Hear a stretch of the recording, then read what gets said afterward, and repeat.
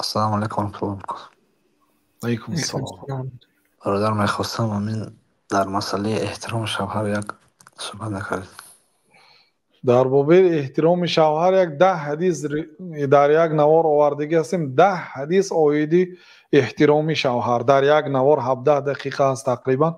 10 حدیث رو روایت کردگی هستیم، در بیان هست. بله، با خاطر رسان میکنیم که پیامبر صلی الله علیه وسلم وقتی که معاذ از دمشق از کشور شام سفر داشتند و برگشتند، الله علم معاذ بودند، به نزد پیامبر صلی الله علیه وسلم سجده کردند. بعد پیامبر صلی الله علیه وسلم لا تفعل، غضب کردند، نکن. گفت که یا رسول الله، ما در دیار شام دیدم که مردمی نصارا به رهبان، پیشواهای دینیشان سجده میکنند. اون پیغمبر نیست، هم توی پیشوای داملا یا پیشوای دینیشان مردمی شام به همین پاپ هاشون سجده میکردند. بعد در قرارت قلبم گفتم که آخر جناب رسول الله صلی الله علیه و سلم مگر از پاپای اینها دیده سزاوارتر نیستن به سجده؟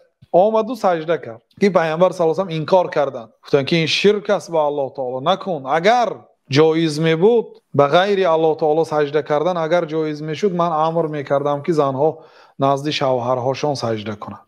یعنی که زنها هم نزد شوهرهاشون حق ندارن سجده کردن، لیکن اگر جایز می شد، نه به پیغمبرها، بلکه من امر میکردم که زنها پیش شوهراشون سجده کنند. زنی صالحه باید شوهرش اطاعت کند، فرمانبرداری کند، به خاطر الله 8 دری جنت براش گشوده میشد. کدام زنی که نمازهاش میخواند، روزش میداره، مال شوهر، آبروی شوهرش در حالت نبودنش حمایه میکند، شوهرش به خیانت نمیکند، فرزندان شوهرش تربیت میکند، این آدم، این زنک از 8 دری جنت فریاد کرده میشه روز قیامت. بنابراین زنها شوهراتون احترام کنید به خاطر الله تعالی. الله تعالی برایتون اجر عظیم میدهد.